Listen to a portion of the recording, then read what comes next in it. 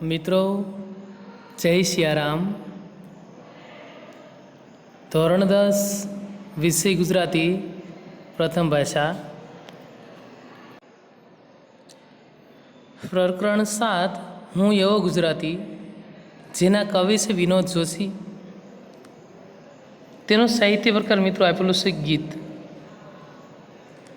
સૌથી પહેલાં આપણે કવિ પરિચય એવા વિનોદ જોશીનો પરિચય જોઈએ તો વિનોદ હરગોવિંદદાસ જોશીનું વતન બોટાદ છે. તેઓ ભાવનગર યુનિવર્સિટીમાં ભાષા ભવનમાં પ્રાધ્યાપક અને અધ્યક્ષ તરીકે કાર્યરત છે. ગીત, દીર્ઘકાવ્ય અને વિવેચનમાં તેમનું વિશેષ પ્રદાન છે. ઝાલર વાગે જોટડી, શિખંડી, તૃંડલ તૃંડિકા તેમના મહત્ત્વના કાવ્ય સંગ્રહો છે. એ વિશે અભિપ્રેત, નિવેશ, રેડિયો નાટક સ્વરૂપ સિદ્ધાંત, સોનેટ તેમના વિવેચનના ગ્રંથો છે. તેમને ગુજરાતી સાહિત્ય અકાદમીના પુરસ્કારો અને ગુજરાત રાજ્યનો સાહિત્ય ગૌરવ એવોર્ડ પણ ઇનાયત થયા છે. આ હતો વિનોદ જોશીનો પરિચય મિત્રો. હવે આપણે જોઈશું કાવ્ય વિશે. તો મિત્રો, ગુજરાતના મહિમાનું વર્ણન કરતા કાવ્યમાં આ એક વિશેષ કાવ્ય છે, જેમાં ગુજરાતી હોવાના ગૌરવથી ગીત રચનાની શરૂઆત થાય છે. પ્રકૃતિએ સર્વ વિશેષતાઓથી ગુજરાતને રળિયાત કર્યું છે મિત્રો. કારણ કે સર્વ વિશેષતાઓની વાત અહીંયા કવિ વિનોદ જોશીએ કરી છે કે શા માટે હું એવો ગુજરાતી કે જેથી મારી ગજગજ ફૂલે છાતી, અથવા તો હું ગર્વ અનુભવું છું. એનો ભાવાર્થ આપણે જોઈએ આખો કાવ્યનો તો કવિ કહે છે કે અંગે અંગે વહે નર્મદાના પાણી, શ્વાસે શ્વાસે મહીસાગર છલકાય છે. મારો દેહ અરવલ્લીનો છે, શ્વાસમાં રત્નાકર ધબકે છે. એટલે કે 1600 કિલોમીટર ગુજરાતને મળ્યો છે એટલે ગર્વ અનુભવું છું કે હું સિંહની ગર્જના છું કે, કારણ કે સાવજ ભૂમિ ગુજરાત ગણાય છે કે જ્યાં સાસણગીરોમાં એકમાં જ તે આપણે જોઈશું તો સિંહોનું ઉછેર થાય છે મિત્રો.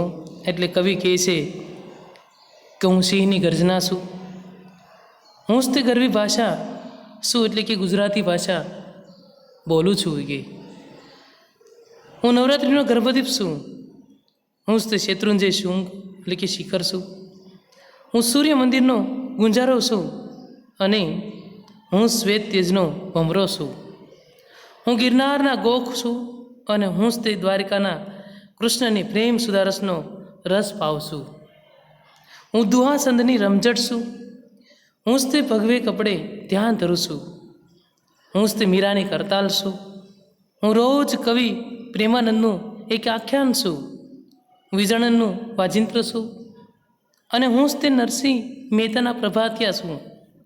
આમ હું ગાંધીનું મૌન છું, હું જ તે સરદારની હાકલ છું, હું સત્યરૂપી શસ્ત્ર છું જેની દસે દિશામાં ધાક છે. આ સંતોનું સૌમ્ય સ્મિત છું અને હું સુરવીરોની તક્ષણ એટલે કે ધારદાર તલવાર છું કે જેમાં હું મારી માટી એટલે કે ગુજરાતની ધરતીનો પુત્ર છું, એટલે જ તે હું જન્મે ગુજરાતી છું. મારા શિરે ભારત માતાની પુષ્કળ આશીર્વાદ છે. હું કેવળ હું જ હોવા છતાં હું હંમેશા ભારત માતાનો એક અંશ હોઉં છું, એટલે કે ઉચ્ચ જાતિનો હોઉં છું. એટલે કવિ આપણને અહીંયા આ કાવ્યનો ભાવાર્થ કહેતા કહે છે એ ગુજરાતની ભૂમિ પર નર્મદાના નદીના તેમજ સરોવરની મહીસાગરના પાણી છે. એનો દેહ અરવલ્લીનો છે, એના શ્વાસમાં રત્નાકરના ધબકારા ધબકાય છે એટલે કે સંભળાય છે. આ જ ભૂમિ પર નવરાત્રિનો ગર્ભદીપ ઝળહળે છે. આ જ ભૂમિ પર શેત્રુંજય જેવા પર્વતના શિખરથી શોભે છે. અહીં જ તે સૂર્ય મંદિરના ગુંજારાઓ સંભળાય છે. અહીં જ તે શ્વેત તેજનો ભમરો પણ દેખાય એટલે કે ભ્રમ છે. આ ભૂમિ પર ગિરનાર પર્વત પર અનેક મહાપુરુષોના ગોખ આવેલા છે. અહીંની દ્વારિકા નગરીમાં કૃષ્ણની એટલે કે કૃષ્ણ પ્રેમ ભક્તિનો અમૃત રસ પાય છે. આ ભૂમિ પર જ તે દુહાસનની રમઝટ બોલાય છે અને ભગવાન ધારી સંતો ધ્યાન ધરે છે. મીરા કરતાલ લઈને કૃષ્ણ ભજન કરે છે આ ભૂમિ પર જ તે અનેક આખ્યાનો રચાય છે. આ જ ભૂમિ પર ગાંધીજી અને સરદાર જેવા મહાન પુરુષો જન્મ્યા છે. એમાં ગાંધીએ ધારણ કરેલ સત્યરૂપી શસ્ત્રની સમગ્ર વિશ્વમાં ધાક હતી. ગાંધીજીના મૌન અને સરદારની એક હાકનો જબરો પ્રભાવ હતો. આ સંતોની અને સુરૂરની ભૂમિ છે, જેમણે પોતાના સૌમ્ય સ્મિતથી અને તલવારની તીક્ષ્ણ ધારથી ભૂમિની રક્ષા કરી છે. એ ભૂમિનો પોતે સંતાન છે એવું કવિ ગૌરવ અનુભવે છે. આમ આ કાવ્યનો આખો ભાવાર્થ છે મિત્રો. હવે આપણે કાવ્યને એક એક પંક્તિ સાથે જોઈએ તો કવિ કહે છે કે હું એવો ગુજરાતી જેની એટલે કે કવિ અહીંયા વાત કરવા માંગે છે કે હું કેવો ગુજરાતી કે જેથી હું ગુજરાતી છું એ જ વાતથી મારી સાથી ગર્વથી અતિશય હરખાય છે કે આનંદિત અનુભવ છું કે હું એક ગુજરાતી છું માટે હું ગુજરાતી એ જ વાતથી મારી ગજગજ ફૂલે સાથી ગર્વની સાથી એટલે કે કવિની સાથી ગર્વ અનુભવ છે, ઉત્સાહિત અને આનંદ અનુભવ કરે છે કે હું ગુજરાતી છું. કારણ કે કવિ કહે છે કે અંગે અંગે વહે નર્મદા શ્વાસોમાં વહી સાગર. કવિ કહે છે મારા અંગે અંગમાં નર્મદાના પાણી વહે છે. એટલે ગુજરાતની જીવાદોરી સમાન નર્મદાના નીરની પણ અહીં વાત કરી છે. અને શ્વાસે શ્વાસે મય સાગર છલકાય છે કે અને સાથે સાથે મય સાગરના નીરની પણ વાત કરી છે એની. પછી કે અરવલ્લીનો પિંડ પ્રાણમાં ધબકે છે રત્નાકર. એટલે કવિ કહે છે અહીંયા કે મારો દેહ છે એ અરવલ્લીનો છે અને શ્વાસમાં રત્નાકર ધબકે એટલે કે મારા હૃદયમાં તમે જોવો છો મિત્રો કે મારા હૃદયમાં એ કે સિંહની ગર્જના એટલે કે સાંભળું છું કે. અને કવિ કહે કે મારા શ્વાસોમાં રત્નાકર એટલે કે સમુદ્ર મિત્રો કે જે ગુજરાતને 1600 કિલોમીટર મળ્યો છે. ગર્વ અનુભવું છું કે સૌથી વધારે દરિયા કિનારો મળ્યો હોય તો ગુજરાતને મળ્યો છે મિત્રો. પછી કે હું સાવજની ત્રાડ હું જ તે ગરવી ભાષા લસકાથી. કવિ અહીંયા પોતે વાત કરે છે કે ગુજરાતની ધરતી ઉપર ઉછેરતા સિંહની પ્રજાતિની પણ વાત કરે છે. એટલે કવિ કે હું ગર્વ અનુભવ કે અમારી જ ધરતી ઉપર સિંહ રૂપી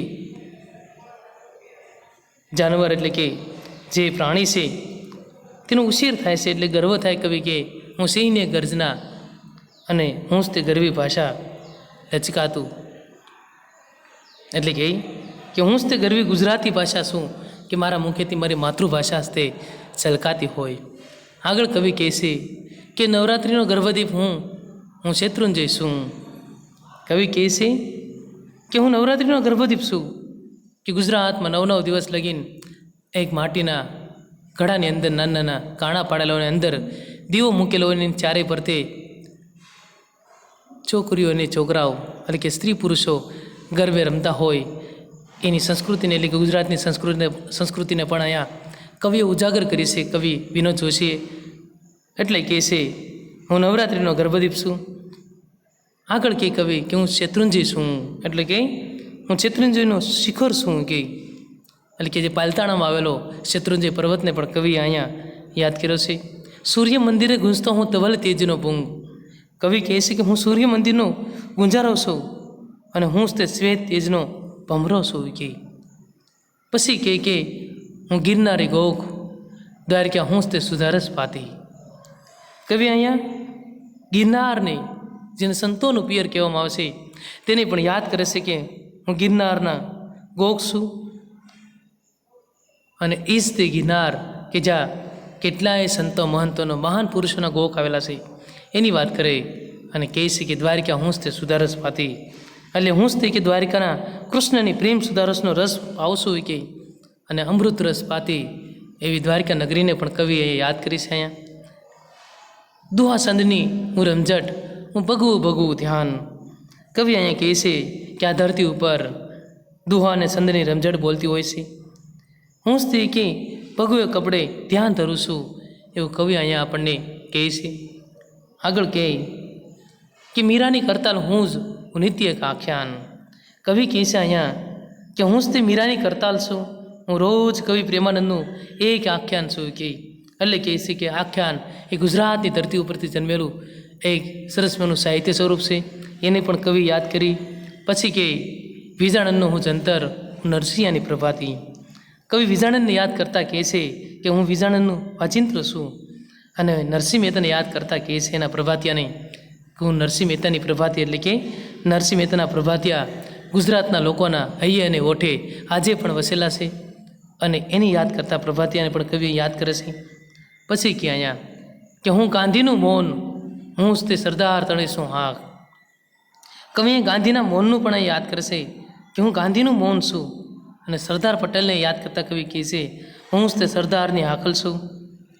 સરદાર પટેલને, જે નડિયાદમાં જન્મેલો એક પુરુષને યાદ કરે કે જેને આજે પણ લોકો યાદ કરે, કે જેને 562 રજવાડા એક કરીને એકતાનું પ્રતીક દર્શાવ્યું, જેને વિશ્વને જ્યોત બનીને આ બંને પુરુષોએ, કે જે ગુજરાતની દેણ છે મિત્રો. એટલે કવિ વિનોદ જોશી એને પણ યાદ કરે. આગળ કહેતા હું સત્યનું આયુધ જેની દિગ્દિગાંતમાં થાત. કવિ જે સત્યનું, ગાંધીજીનું યાદ કરે છે ને, સત્ય એટલે કે જે ગાંધીજીનું મૌન પણ સત્યરૂપી આયુધ એવું હતું કે જેની 10 દિશામાં ધાક હતી, કે જેને લીધે અંગ્રેજોને આ દેશ છોડવું પડ્યું. કારણ કે શસ્ત્રો અને અસ્ત્રોથી કેટલા યુદ્ધ લડાણા અને લડાશે, પણ ગાંધીજીના શસ્ત્રોએ સત્યરૂપી બ્રિટિશરોને દેશ છોડાવવો પડ્યો અને છોડીને જવું પડ્યું હતું. એ સત્યની કવિ અહીં વાત કરી છે. પછી કહે છે અહીંયા હું સંતોનું સૌમ્ય સ્મિત, તલવાર સૂરની તાતી. કવિ સંતોના આ આશ્રમ છે એવું કહે છે કે હું સંતોનું સૌમ્ય સ્મિત, સૌમ્ય એટલે કે સંતોની ભૂમિ છે એ કહે, અને હું સુરવા એટલે કે સુરવીરોની તીક્ષ્ણ એટલે કે તલવારની ધાર ઉપર જે રક્ષા કરીને દેશની એટલે કે આ ધરતીના રક્ષા કરી હતી સુરવીરોની ભૂમિ છે. કવિ એને પણ અહીં યાદ કરે છે અહીંયા. પછી કહે છે કે હું મારી માટીનો જાયો, હું ગુજર અવતાર. કવિ અહીં કહે છે કે હું મારી માટી એટલે કે ગુજરાતની ધરતીનો હું પુત્ર છું કે, એટલે કવિએ કહે છે અહીંયા કે હું ગુજર અવતાર, એટલે કે મારા ગુજરાતમાં, ગુજર એટલે કે હું જન્મે ગુજરાતી છું કે, અને મારો ગુજરાતમાં જન્મ થયો છે. મારા શિરે ભારત માતાની આશીષનો વિસ્તાર. કવિ કહે છે કે મારા શિરે એટલે કે માથા ઉપર ભારત માતાના પુષ્કળ આશીષ એટલે કે આશીર્વાદ સલકે છે કે આપ્યા છે. કવિ છેલ્લે કહે છે કે હું કેવળ હું હોઉં છતાં હું સદા હોઉં મહાજાતિ. હું કેવળ હું જ હોવા છતાં હું હંમેશા ભારત માતાનો એક અંશ છું, એટલે કે સંતાન છું, એટલે કે ઉચ્ચ જાતિનો વ્યક્તિ છું. આવું કવિ છેલ્લે કહે છે ને અહીંયા કાવ્ય પૂર્ણ થાય છે. મિત્રો વાંચજો અને તૈયારી કરજો મિત્રો, પરીક્ષામાં કાયમ લાગશે. અહીં રાખીએ. જય હિન્દ, જય ભારત.